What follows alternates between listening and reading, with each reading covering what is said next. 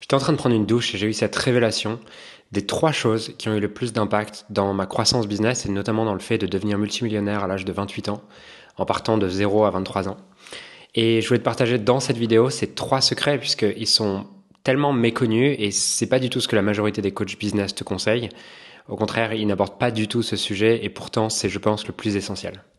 Alors, la première chose qui a fait une différence massive, c'est, je me souviens, j'étais en 2018 et à cette époque-là, il n'y avait pas une journée qui se passait sans que j'ai peur, sans que je me dise je vais faire faillite. Et je me disais constamment je vais faire faillite, je vais pas y arriver. Il n'y avait pas une journée sans que je regarde mon compte en banque, sans que j'ouvre mon téléphone pour regarder mon compte en banque, jusqu'au jour où j'en ai eu marre. Et je sais que la peur est juste la perception que dans le futur je vais expérimenter plus d'inconvénients que de bénéfices. Et c'est une illusion. Et donc, je peux dissoudre cette peur en me demandant quels sont les bénéfices. Et j'ai pris un papier, un crayon, je me suis mis face à cette feuille, je me suis demandé, ok, imaginons que tu fasses faillite demain. En quoi est-ce que ça serait un bénéfice pour toi? Et en quoi est-ce que ce serait un bénéfice pour ta mission? Et je me souviens que la première fois que j'ai fait cet exercice face à cette question-là, j'avais aucune réponse.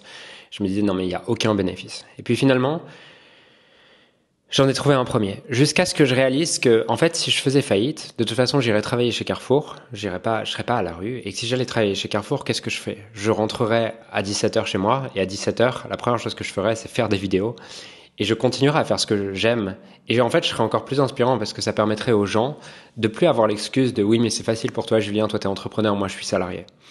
Et ce que j'ai réalisé ce jour-là, c'est que si jamais ça m'arrivait, ça m'ouvrait la porte à toucher plus de personnes, à inspirer plus de personnes, à pouvoir réaliser ma mission à plus grande échelle. Et ce jour-là, c'est limite si je me suis pas dit, oh, en fait, j'ai hâte de faire faillite.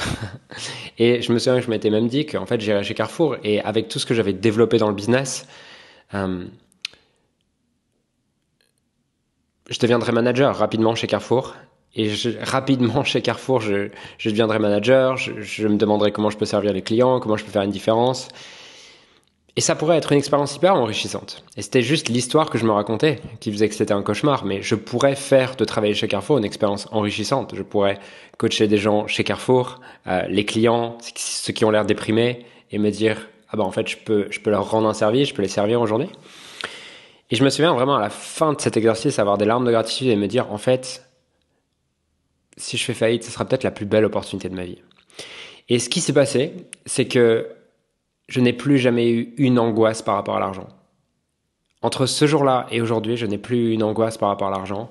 Ça m'est plus arrivé de regarder mon compte en banque comme ça de manière compulsive, en mode putain, est-ce que j'ai encore de l'argent? Qu'est-ce qui va m'arriver? Toutes ces choses-là. Et ça a libéré un espace mental énorme, puisque ce que les gens réalisent pas, c'est que souvent ils pensent que s'ils s'agitent autour d'un scénario, ce qui va se passer, c'est que grâce à ça, ils vont l'éviter. Mais la réalité, c'est que t'as plus d'énergie pour être créatif, t'es juste en survie. T'es juste en survie, t'as pas envie de servir, t'es connecté sur toi, t'as pas envie d'aller vers les autres. Et c'est repoussant en tant qu'entrepreneur. Donc la première chose qui m'a énormément aidé, c'est paradoxalement d'être à l'aise avec le fait de faire faillite, de pas réussir, que ça échoue. La deuxième différence qui a été massive dans la croissance de mon business, c'était quelques semaines plus tard. Je crois que c'était 2 ou 3 semaines plus tard. Et 6 mois après ces deux événements, donc le fait d'embrasser pleinement le fait de faire faillite et ce que je vais te raconter là, 6 mois après, j'étais passé de 5-6 000 euros par mois à plus de 100 000 euros par mois. Et ce deuxième événement, ça a été quoi? Ça a été, je me souviens de me faire coacher à un moment donné. Et je sais plus comment on arrive là, mais je me souviens que j'arrive à me rendre compte que une personne à qui j'en veux, c'est ma grand-mère à ce moment-là. Et je lui en veux en fait d'avoir été constamment focalisé sur l'argent et de m'avoir constamment dit Julien, fais attention, il faut de l'argent, toutes ces choses-là, et d'être constamment angoissé à propos de l'argent. Et je me souviens lors de cette séance de coaching arriver et que le coach en face me demande, ok, en quoi est-ce que c'est, reviens dans un moment où ta grand-mère te demande ça, en quoi est-ce que c'est un bénéfice, qu'elle te donne l'importance de l'argent, qu'elle t'aide à prioriser l'argent. Et en fait, à ce moment-là, je réalise que elle venait compenser ma mère qui, elle, de son côté, me disait, ben non, fais ce que t'aimes. Et qu'en fait, les deux m'ont donné un équilibre parfait entre fais ce que t'aimes, mais sois aussi payé pour le faire. Et si j'avais eu que ma mère, probablement que j'aurais fini comme un artiste, sans argent. Et si j'avais eu que ma grand-mère, probablement que j'aurais eu une carrière sans sens où je gagnais plein d'argent. Mais en fait, c'est grâce aux deux, que je peux avoir un équilibre et faire ce que j'aime et être magnifiquement payé pour le faire. Et le jour où j'ai réalisé ça, pareil, à la fin, je me souviens avoir le cœur ouvert et sentir merci grand-mère, merci de m'avoir donné cette importance, merci de m'avoir aidé à voir ça. Et avant ça, c'était en mode, je voulais absolument pas être pas être comme ma grand-mère. Et ce qui est intéressant, c'est dès lors que tu juges quelqu'un à l'extérieur, tu te prives du trait de caractère qu'il incarne. C'est-à-dire que si ma grand-mère donne beaucoup d'importance à l'argent et que je la juge pour ça, eh ben, je vais être bloqué dans le personnage de celui qui raconte non mais moi je m'en fous de l'argent, c'est pas important pour moi, l'argent fait pas le bonheur, l'argent rend pas heureux. Et paradoxalement, je vais finir frustré de ne pas avoir assez d'argent. Et même si je me raconte que l'argent est pas important pour moi, je vais finir par m'en vouloir de pas avoir assez d'argent, m'inquiéter à propos de l'argent et finir par être par compulsion comme la personne que je voulais absolument ne pas être. C'est le paradoxe, c'est que tout ce que tu juges à l'extérieur, tu le crées, l'attires et le deviens jusqu'à ce que tu sois prêt à l'embrasser. Et ce jour-là, ça a fait une vraie différence d'assumer que oui, l'argent est important, oui, je veux de l'argent, oui, je veux me développer avec de l'argent. Et 6 mois après ces deux événements, donc apprendre à aimer une potentielle faillite et apprendre à aimer ma grand-mère, j'étais passé de 7 000 € par mois à plus de 100 000 € par mois. Et c'est dingue parce que j'avais pas appris de nouvelles stratégies, j'avais pas appris de nouvelles choses, mais juste en changeant le niveau de permission et d'autorisation que je me donnais.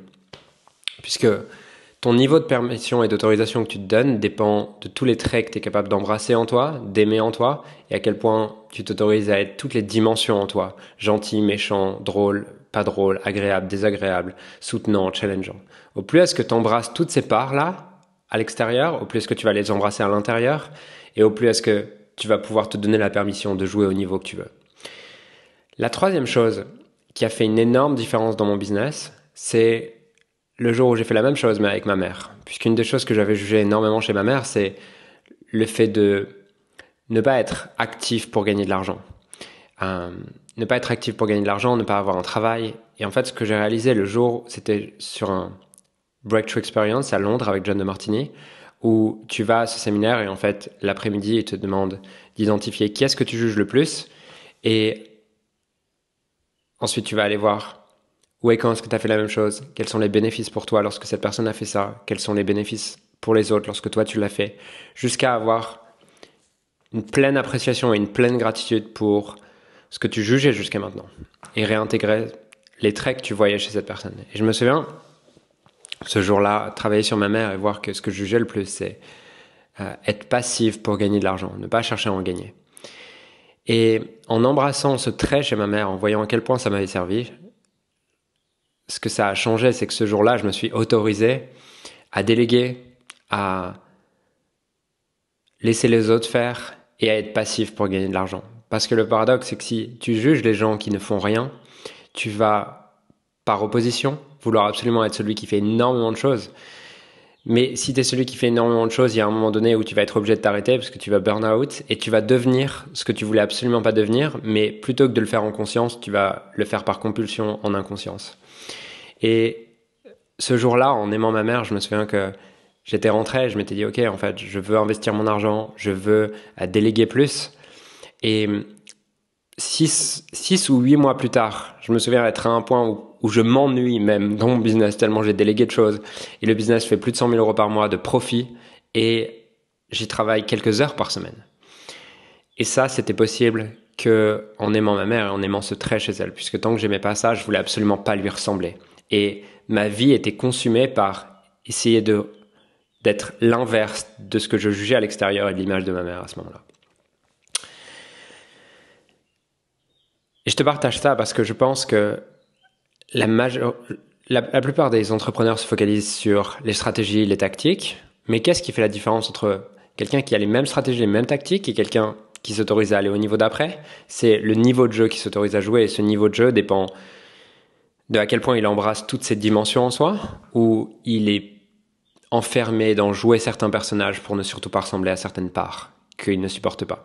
J'espère que cette vidéo t'a inspiré. Si tu veux aller plus loin et qu'on travaille ensemble justement sur ces éléments-là, que aujourd'hui peut-être tu stagnes dans ton business, t'es à un plateau, t'as beau mettre en place plein de stratégies, il se passe pas grand-chose, c'est probablement le moment de revenir à l'intérieur.